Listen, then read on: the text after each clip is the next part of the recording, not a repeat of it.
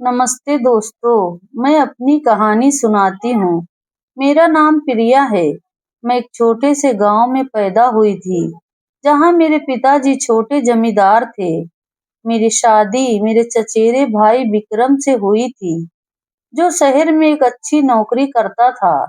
हमारा प्यार बहुत गहरा था, पर एक दिन सड़क हादसे में विक्रम चला गया। मैं महज 24 साल की उम्र में विधवा हो गई। ससुराल वालों ने मुझे ही दोषी ठहराया और कहा कि मैं अभागन हूँ, मेरा साया ही अशुभ है। हमारे समाज में विधवा को बोझ समझा जाता है, उसकी जिंदगी नरक से कम नहीं होती। मेरे बड़े भाई संजय ने दया करके मुझे अपने घर रख लिया, पर वहाँ भाभी राधा की तीखी जुबान ने मेरी जिंदगी और कष्टदायक बना दी। रोज ताने सुनाती कि मैं उनके भाई का बोझ हूँ, घर की इज्जत खराब कर रही हूँ। मैं चुपचाप सारे काम करती, बर्तन मांजती, झाड़ू पोछा लगाती, खाना बनाती, पर एक अच्छा शब्द भी नसीब नहीं होता। कुछ महीनों के बाद मुझे पता चला कि मैं गर्भवती हूँ। ये विक्रम की आखिरी निशानी थी। मैंने इसे छुपाने की पूरी कोशिश की, क्योंकि समाज में विधवा का गर्भ नाजायज समझा जाता है। भाभी से भी छुपाया। अब मेरा जीवन और भी कैद सा हो गया। सुबह से रात तक काम, थकान और अंदर का डर। एक सुबह मैं पोछा लगा रही थी कि भाभी ने जानबूझकर चाय का कप फेंक दिया। सारा फर्श गंदा हो गया। वो चिल्लाई कि मैं अंधी हूँ, कालीन खराब कर दिया, आज खाना नहीं मिलेगा। मैंने चुपचाप टुकड़े उठाए, उंगली से खून निकल आया, पर एक शब्द नहीं बोला। मन किया कि चीखूं कि गलती उनकी थी, पर चुप रही। सोचा अगर कहा तो ये बच्चा कहाँ ले जाऊंगी। एक दिन नहाते वक्त मुझे उल्टी आई।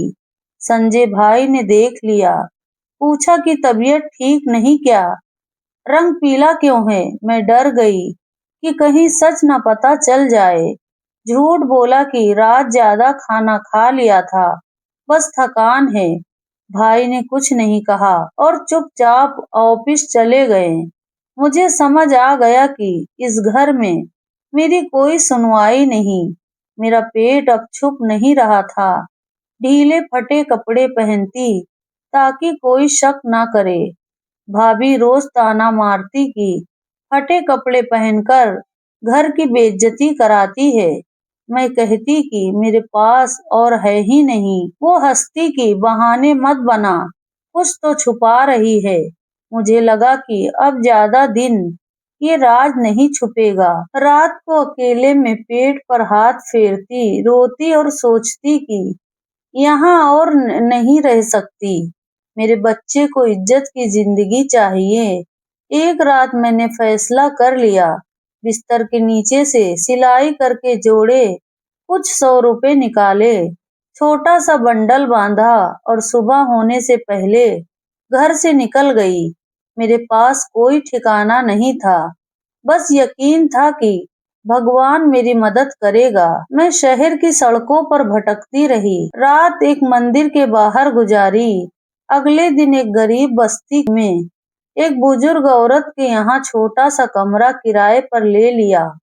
किराया कम था, सवाल कम पूछती थी।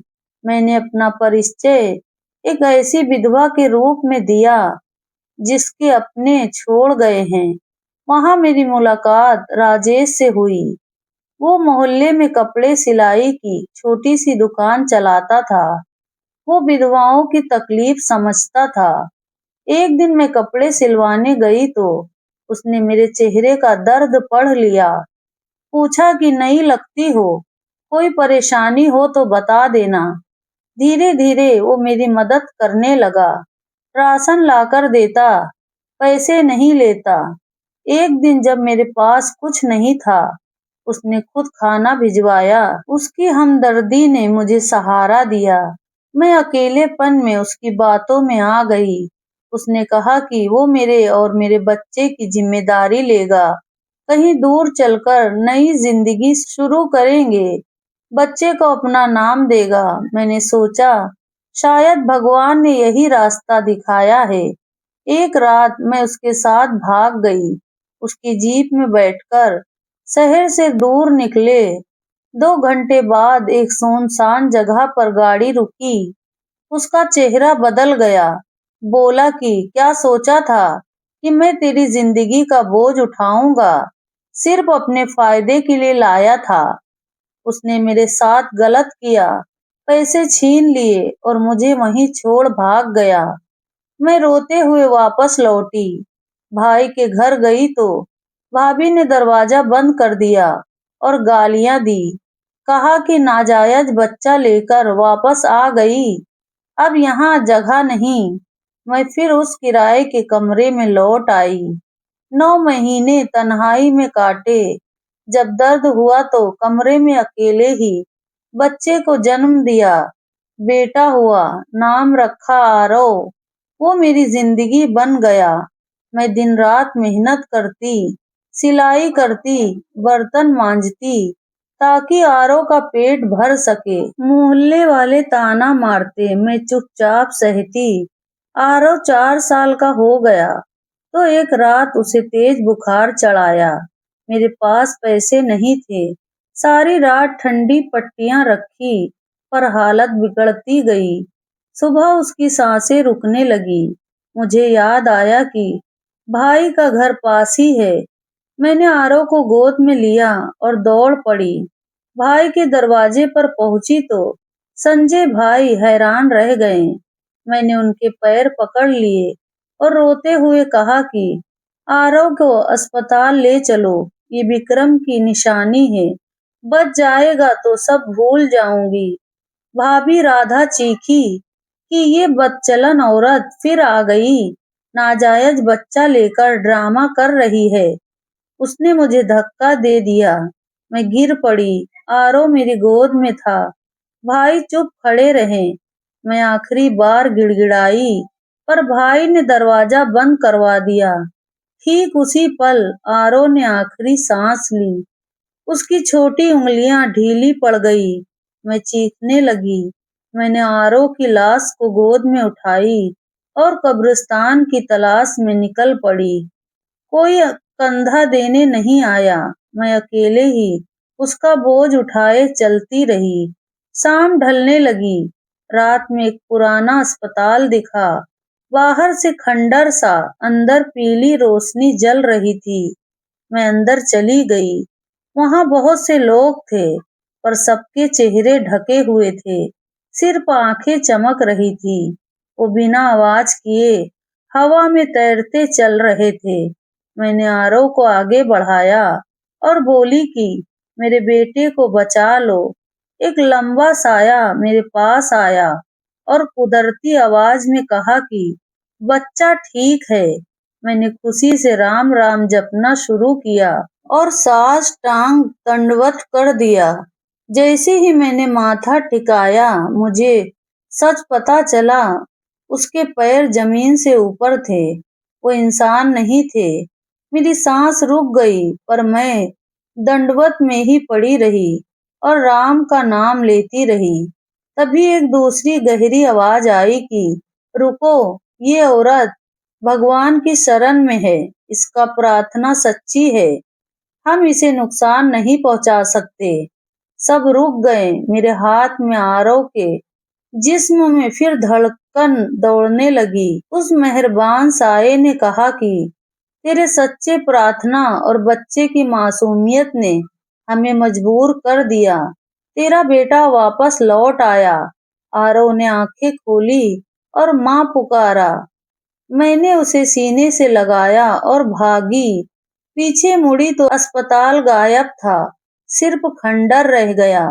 मैं समझ गई कि भगवान ने चमत्कार किया। आरव मेरे लिए दूसरा जन्म बन गया। उसके बाद मैंने दिन रात मेहनत की। आरव को अच्छी पढ़ाई लिखाई दी। उसे कभी सच नहीं बताया कि उसके पिता के बारे में क्या कहा जाता था।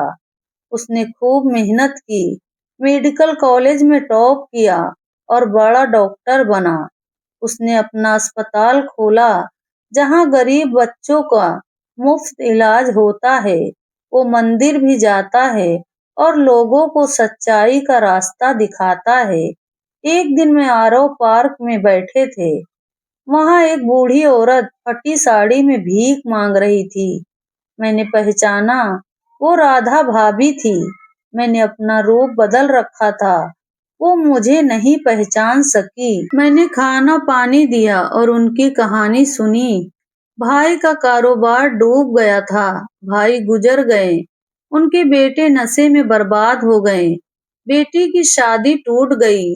अब वो अकेली सड़कों पर थी। मैं चुपचाप सुनती रही। कुछ पैसे दिए और चली आई। आरव ने पूछा कि कौन थी। मैंने कहा कि दुनिया का चक्र है बेटा, हमें हमेशा अच्छा करना चाहिए। आरव अब 30 साल का हो चुका था। उसका नाम शहर में ही नहीं पूरे राज्य में लिया जाता था। उसका अस्पताल दिन रात गरीबों के लिए खुला रहता था। लोग उसे डॉक्टर बाबा कहते थे क्योंकि वो दवा के साथ साथ रामायण की चौपाइयां भी सुनाता और मरीजों के मन का बोझ हल्का कर देता था। मैं उसकी सफलता देखकर रोज मंदिर जाती और भगवान का शुक्र अदा करती। मुझे लगता था कि मेरी कहानी यहीं पूरी हो गई, पर भगवान को कुछ और ही मंजूर था। एक रात बारिश बहुत तेज थी। अस्पताल का फोन आया कि आरव को तुरंत बुलाया जा रहा है। एक बहुत बड़ा हादसा हुआ है। मैं बेचैन हो गई। रात के 2 बजे आरव खुद गाड़ी लेकर आया और मुझे साथ ले गया। रास्ते में उसने बताया कि एक बस गहरी खाई में गिर गई है। 50 से ज्यादा यात्री थे, कई बच्चे भी। मैंने उसका हाथ पकड़ा और बोली, बेटा, जितना हो सके बचाने की कोशिश करना। अस्पताल पहुंचते ही वो दौड़ पड़ा। मैं भी उसके पीछे पीछे इमरजेंसी वार्ड में चली गई। वहां का मंजर देखकर मेरे पैर कांप गए। खून, चीखे, रोना, हर तरफ मौत का साया। आरव ने सफेद कोट पहना और ऑपरेशन थिएटर में घुस गया। मैं बाहर बेंच पर बैठी प्रार्थना करने लगी। रात गुजरती गई। सुबह 7 बजे तक आरव बार बार थिएटर से निकलता, किसी बच्चे को बचाता, किसी को सांत्वना देता, फिर अंदर चला जाता। उसकी आंखें लाल हो चुकी थी, हाथ कांप रहे थे, पर रुका नहीं। आखिरकार वो मेरे पास आया और धीरे से बोला, माँ, एक बच्ची है 10 साल की। दोनों पैर बुरी तरह टूट गए हैं। अगर ऑपरेशन नहीं किया तो जिंदगी भर अपंग रहेगी। लेकिन मेरे पास जो सबसे अच्छा आर्टिफिशियल जॉइंट है वो बहुत महंगा है। एक लड़की के पिता के पास इतने पैसे नहीं। मैंने अपना सारा पैसा अस्पताल के ट्रस्ट में डाल रखा है। मैंने उसकी आंखों में देखा। उसने आगे कुछ नहीं कहा, पर मुझे सब समझ आ गया। मैंने अपना छोटा सा पर्स खोला। उसमें सिर्फ 2,000 रुपए थे। मैंने मुस्कुराकर कहा, बेटा, मेरे पास तो कुछ नहीं, पर मेरे गले में जो मंगलसूत्र है वही बचा है, विक्रम का। इसे बेच दो, बच्ची को नया जीवन दे दो। आरव की आंखें भर आई। उसने मना किया, पर मैंने जिद की। उसने मंगलसूत्र उतारा, उसे एक लिफाफे में रखा और तुरंत बाहर भेज दिया। 2 घंटे बाद ऑपरेशन शुरू हुआ। मैं बाहर राम का नाम जपती रही। शाम को आरव बाहर निकला। उसका चेहरा चमक रहा था। बोला, माँ, बच्ची बच गई। दोनों पैर बिल्कुल ठीक हो जाएंगे। फिर वो मेरे गले लगकर रो पड़ा। मैंने उसे सीने से लगाया और कहा, बेटा, आज तूने मेरे मंगलसूत्र को सही जगह लगाया। विक्रम भी यही चाहता था। उसी रात अस्पताल में एक और अजीब वाकया हुआ। वो बच्ची जिसके लिए मंगलसूत्र बेचा था, उसका नाम था सीता। जब वो होश में आई तो उसने आरव से कहा, डॉक्टर अंकल, मुझे सपना आया, एक औरत आई थी, उनके गले में मंगलसूत्र था। उन्होंने मेरे सिर पर हाथ फेरा और कहा कि मैं ठीक हो जाऊंगी। वो औरत आपकी माँ जैसी लग रही थी। आरव ने मुझे बुलाया। मैं कमरे में गई। सीता ने मुझे देखते ही चिल्लाई, यही है, ये वो औरत है। मैं हैरान रह गई। मैं तो रात भर बाहर बैठी थी। मैंने कुछ नहीं कहा, बस बच्ची के माथे पर हाथ फेरा और बोली, बेटी, अब तुम बिल्कुल ठीक हो जाओगी। उस रात मुझे नींद में विक्रम आए। उन्होंने मुस्कुराते हुए कहा, प्रिया, तूने आज मेरा मंगलसूत्र सही जगह लगाया। मैं हमेशा तेरे और आरव के साथ हूँ। सुबह जब मैं उठी तो आरव ने बताया कि शहर के सबसे बड़े उद्योगपति अस्पताल आए थे। उन्होंने सारी घटना सुनी और कहा कि वो आरव को नया बच्चों वे आरव का नया बच्चों का विक बनवाएंगे, पूरा खर्च उठाएंगे। साथ ही सीता की सारी पढ़ाई लिखाई और उसकी पूरी जिंदगी का खर्च भी वो देंगे। कुछ दिन बाद एक और चमत्कार हुआ। सीता के पिता एक छोटे से गांव के किसान थे। उन्होंने बताया कि उनके गांव में एक पुराना मंदिर है, जहां सैकड़ों साल से कोई पूजा नहीं हुई। वहां एक शिवलिंग है जो खुद ब खुद दूध पीता है। लोग डरते हैं, कोई जाता नहीं। उन्होंने आरव को बुलाया कि वहां चलकर देखें। आरव मुझे साथ ले गया। हम जब मंदिर पहुंचे तो वहां सचमुच घना जंगल था और मंदिर खंडहर सा था। अंदर एक बहुत पुराना शिवलिंग था। आरव ने जैसे ही जल चढ़ाया, शिवलिंग ने सचमुच दूध पी लिया। वहां मौजूद सब लोग सन्न रह गए।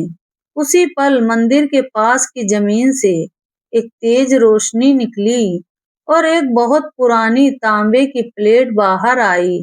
उस पर संस्कृत में लिखा था कि इस मंदिर की देखभाल करने वाला कुल कभी गरीब नहीं रहेगा और उसकी हर मनोकामना पूरी होगी। उस दिन से वो मंदिर फिर से जीवित हो गया। आरव हर रविवार वहां जाता, पूजा करता और गरीबों को भोजन बांटता। मंदिर का नाम रखा गया आरव प्रिया मंदिर। और सबसे बड़ा मोड़ तो तब आया जब एक दिन मेरे पास एक बूढ़ा व्यक्ति आया। उसने कहा, बहन, मैं तुम्हारा ससुराल का पुराना नौकर हूँ। जब तुम विधवा हुई थी तो सबने तुम्हें घर से निकाल दिया था। उस दिन मैंने तुम्हारे लिए कुछ किया था। तुम्हारे पति विक्रम ने मुझसे कहा था कि अगर कभी कुछ हो जाए तो ये चिट्ठी तुम तक पहुंचा देना। उसने एक पुराना लिफाफा दिया। उसमें विक्रम की लिखावट थी। उसमें लिखा था, प्रिया, अगर मैं ना रहूं तो घबराना मत। मैंने अपनी सारी जमीन जायदाद और बैंक बैलेंस एक ट्रस्ट में डाल दिया है। उसका नाम है प्रिया ट्रस्ट। ये ट्रस्ट तभी खुलेगा जब मेरा बेटा या बेटी डॉक्टर बने और गरीबों की सेवा करे। मैं जानता हूँ तुम दोनों ऐसा ही करोगे। उस बूढ़े ने बताया कि ट्रस्ट में करोड़ों रुपए हैं जो सालों से जमा होते रहे हैं। अब वो सारा पैसा आरव के नाम हो गया। आज मेरा बेटा न सिर्फ एक बड़ा डॉक्टर है, बल्कि पूरे राज्य में सबसे बड़ा चैरिटेबल हॉस्पिटल चेन चलाता है। उस मंदिर में रोज हजारों लोग आते हैं। मैं अब भी अपनी छोटी सी झोपड़ी में रहती हूँ क्योंकि मुझे यहीं अच्छा लगता है। पर आज मेरे दरवाजे पर रोज गरीब यतीम विधवाएं आती हैं और मैं उन्हें आरव की तरह ही गले लगाती हूँ। मेरी कहानी अभी खत्म नहीं हुई। ये तो बस एक नया शुरुआत है। तो साथियों, आपको ये कहानी कैसी लगी? नीचे कमेंट बॉक्स में जरूर बताएं। कहानी अच्छी लगी तो स्टोरी को लाइक करें और मेरा चैनल कहानी की शान को सब्सक्राइब करें ताकि मेरा हौसला बढ़ता रहे और मैं आपके लिए ऐसी कहानी लाती रहूं। पूरी कहानी देखने का आप सबका धन्यवाद।